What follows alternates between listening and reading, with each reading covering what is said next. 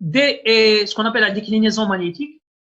Donc, c'est la déclinaison magnétique. Donc, l'angle entre la composante et la direction du nord géographique dans le plan horizontal. Donc, D est associé à une déclinaison magnétique, ce qu'on appelle la déclinaison magnétique. On le voit ici. Donc, D est la déclinaison magnétique. Donc, c'est l'angle entre H et le nord géographique. I, ce qu'on appelle l'inclinaison magnétique. Donc, c'est l'angle entre la composante horizontale du champ et le vecteur champ magnétique lui-même. Et enfin, les composantes cartésiennes x, y, z en nanotesla donc, peuvent être décrits ci-dessus. Donc, ici est égal à h cos de d qui est égal aussi à f cos de d cos de i. Donc, vous avez compris que h est égal à f cos de i. Oui, monsieur, très bien. Très bien, très bien. C'est bon. Très bien. Donc, ici, qu'est-ce qu'on a? On a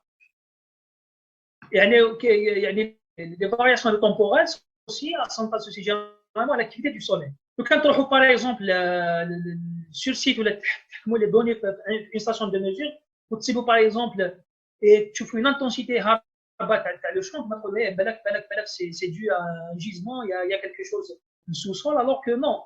Alors que cette anomalie d'intensité magnétique est due à des causes externes, c'est-à-dire à l'activité du soleil. Donc, c'est qu'il faut appréhender toute cette météorologie spatiale qu'on a à la base comme le pilote, pouvoir faire une prospection géomagnétique. Par exemple, les périodes où il y a des vents solaires, une activité solaire importante, à la période de activité solaire importante, donc il vaut mieux ne pas aller sur le terrain et reporter les mesures géomagnétiques lorsque les choses se stabilisent. Donc c'est pour ça qu'il faut avoir, d'où l'utilité de comprendre ces histoires de champs magnétiques externes. Voilà. Donc on vous dit ici, le champ d'origine purement interne est désigné sous le nom du champ principal. C'est les champs qui nous intéressent, le champ principal. Le champ interne est le champ principal qui nous intéresse. Et le champ externe, on le connaît pour mieux l'éliminer. Pour qu'il n'influe pas les mesures et on n'ait pas de mauvaises surprises après. Donc, qu'est-ce que vous avez aussi? On vous donne aussi la représentation analytique du champ géomagnétique. Je m'intéresse tout simplement, puisque le champ géomagnétique il est complexe. Donc, il varie temporellement et en espace. Donc, qu'est-ce qu'on a fait? On a essayé de représenter ce champ géomagnétique. Il y a une théorie qui va me parce que nous avons une mesure par laboratoire, une station, on a une mesure de terrain. Parce qu'il faut que vous la référenciez à quelque chose. Il y a des faux. Pour dire que les choses anormales sont normales ou anormales. Donc, il faut avoir un modèle, ce qu'on appelle des modèles globaux. Donc, et ces modèles globaux, on a vu que, puisque le champ géomagnétique varie temporellement en temps et en espace, donc c'est des modèles compliqués. Gauss a proposé l'idée de représenter le champ analytiquement. Analytiquement, il le décompose. Le champ géomagnétique, il a une source interne et une source externe. Même la source interne peut être décomposée. Il y a une source de noyau, qui est l'air océanique, ou le magma, etc. Donc, il a décomposé chaque terme. Voilà, ce qu'on appelle une représentation analytique. Voilà. Analytique des choses. Et non numérique. Numérique, c'est l'inverse. Numérique, c'est l'intégral. Elle est intégrée pour une représentation sur tout le nom. Donc, ça, c'est quasiment impossible, c'est très, très compliqué pour le champ géomagnétique, mais la représentation analytique, sous fonction de termes, qui m'a la suite, qui m'a le mutataliyat, un terme, troisième, quatrième, cinquième, donc ça, c'est possible. Donc, c'est ce qu'a fait Gauss en 1939. Donc, il a proposé que l'on pouvait faire une analyse globale du champ en termes de fonctions harmoniques sphériques. Donc, il a décomposé le champ géomagnétique en des termes, en des suites, mais des suites un petit peu compliquées, des suites normales, numériques normales. Ce qu'on appelle des harmoniques sphériques. Je mets un harmonique sphérique, déjà, on sait que la surface de la Terre peut être assimilée à une sphère, et le champ magnétique, il est harmonique. Qui m'a coûté là, il roule, même il يطلع البيك يعاود يولي, يطلع البيك يعاود يولي. Donc il y a une certaine harmonie là. ماشي جاي مخلط هكذا. Donc il y a une certaine harmonie. Donc Gauss a décomposé ce champ géomagnétique en ce qu'on appelle des harmoniques sphériques. s'il vous plaît, si vous n'arrivez pas à entendre les des problèmes, allez, coupez, relevez. Relevez, il n'y a pas de souci. Non, ça va, monsieur, on entend bien, normalement. Ouais, très bien, très bien. Donc, ici, pour la décomposition en champ en harmonique sphérique, donc on vous dit que ce champ peut être décomposé de cette manière. Vous voyez que même la décomposition analytique, elle est compliquée. C'est des suites de termes, donc c'est assez compliqué. Donc, vous avez une suite de champs d'origine interne, et vous avez aussi plus une composante d'origine externe. Là, en tant que géophysicien, en tant que géologue, on va s'intéresser qu'à cette composante interne. Donc, même là, vous voyez que les choses sont compliquées, mais on va voir qu'on peut aussi les simplifier. On peut aussi les simplifier et avoir un champ qui peut être mesurable d'une manière assez simple.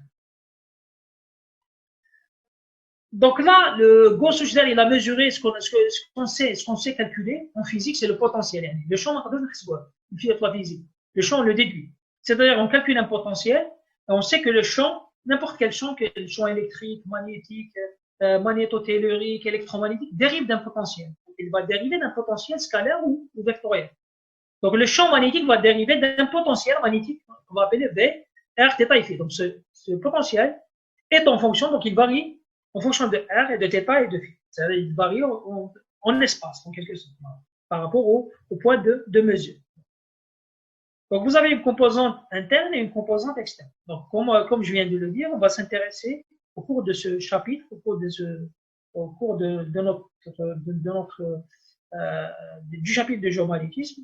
Et en général, les géophysiciens, les géologues s'intéressent surtout aux champs d'origine interne. Les champs d'origine externe, généralement, c'est les astronautes, les astrophysiciens qui le calculent, et puis ils donnent les coefficients et ils vous disent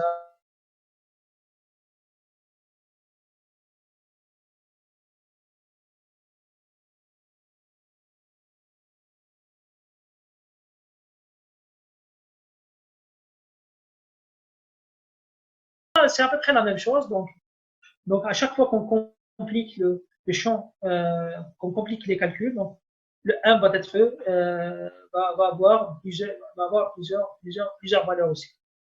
1, 2, 3, 4, 5, deuxièmement, troisième, quatrième, etc. Et vous avez A qui désigne le rayon terrestre moyen. Donc c'est le rayon de la Terre moyen. Le moyen, généralement, c'est 6371 km. Le rayon de la Terre, à peu près, il est égal à cette valeur. Et vous avez, ça c'est important aussi, les polynômes associés. Donc vous avez le polynôme de Legendre, voilà. Ces polynômes sont connus, donc c'est des données qu'on connaît, c'est des développements polynomiaux théoriques qu'on connaît. Et vous avez aussi, c'est très très important, les coefficients de Gauss. Donc avec les coefficients de Gauss, on a en quelque sorte, vous voyez, coefficients de Gauss, on a nos Tesla. Donc ils ont la dimension d'un champ. C'est-à-dire c'est des variations, c'est les valeurs de champ magnétique calculées par station, à un instant T. Voilà.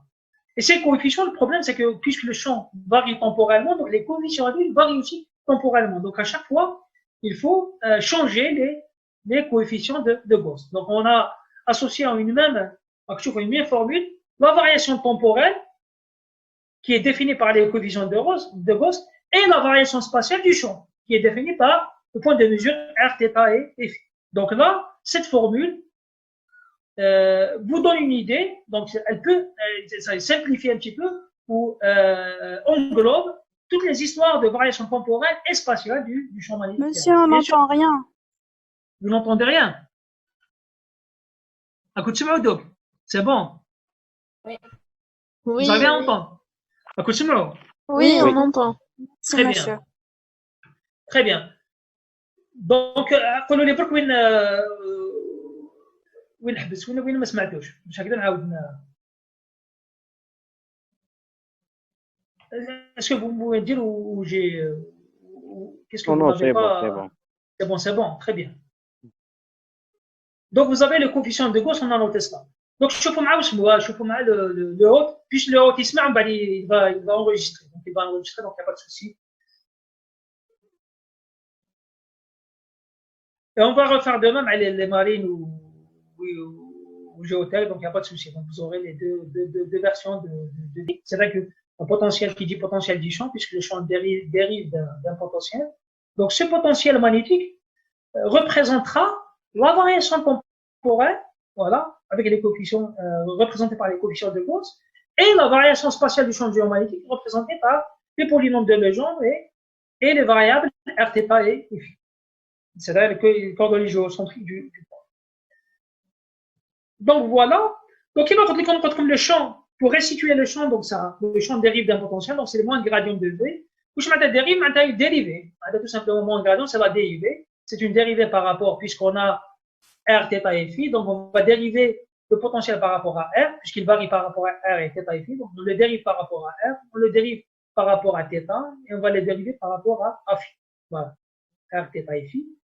Donc, la dérivée par rapport à R, par rapport au rayon, va vous donner la composante verticale du champ. Alors, le champ est le noyau, diminue la surface noyau, donc la dérivée par rapport à R, par rapport au rayon, et la composante verticale. Et la dérivée sont installées dans des lieux éloignés des perturbations humaines et industrielles. Là, tout simplement parce que les perturbations humaines et industrielles créent des champs secondaires. Tout simplement, créent des champs. Et ces champs ont une intensité assez élevée, donc ça cache l'information utile. Donc, quelqu'un qui veut aller faire de la prospection géomagnétique ou qui veut appliquer cette méthode dans la détection des réservoirs de minerais ou des réservoirs d'hydrocarbures, vaut mieux le faire, ou vaut mieux appréhender cette méthode dans des lieux où vous avez le moins de bruit possible. Donc, si on vous demande de faire la prospection géomagnétique ici, c'est-à-dire à Alger, où là on vous dit que est-ce que la méthode géomagnétique donne des résultats à Alger, en plein cœur d'Alger. Donc là la réponse est clairement non. Donc dans des endroits indébitables. Oui. On voit pas l'écran que on voit pas le lien que vous avez cliqué. Ça marche pas. Mais je touche. Non, Oui, monsieur. Oui, monsieur, مش في نوال. Ok, très bien. Voilà.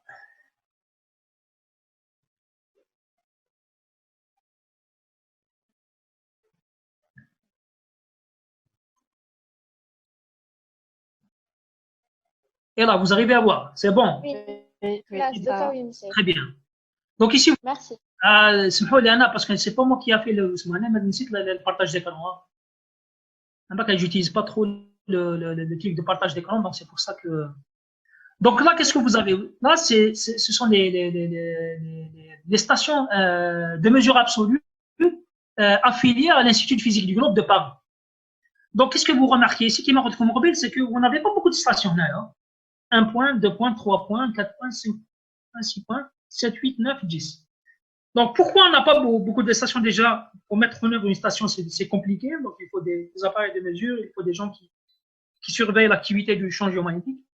Mais surtout, il faut que, ça c'est le point essentiel, il faut que ces observatoires soient installés dans des lieux éloignés des perturbations humaines et industrielles. Donc, il faut que les observatoires soient loin de l'activité humaine et industrielle, parce que l'activité humaine et industrielle en même temps crée ce qu'on appelle des bruits qui peuvent fausser les mesures de champ géomagnétique.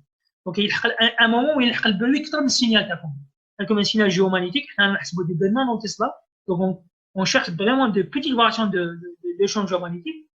À côté de par exemple, le nord, il dit, ouais, ton mobile, il va créer un champ, parce que la mobile donc bien sûr, qui parcourt un sol, donc ces frictions vont créer un autre champ secondaire. Le champ secondaire va être mélangé au champ primaire, et là, l'information utile va être cachée.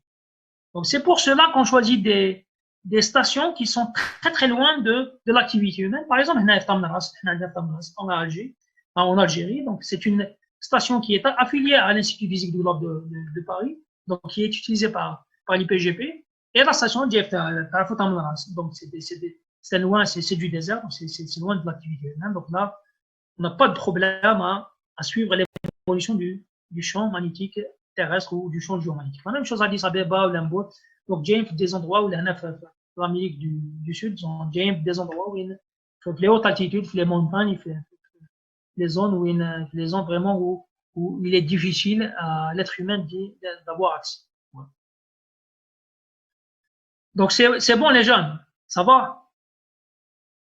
Oui. Très bien. Donc, je reviens au diapo. Donc, هذا اللي عندكم عاودوا تشوفوا بعقلكم عاودوا تشوفوا vous avez un terrain donc vous pouvez l'explorer donc il n'y a pas de souci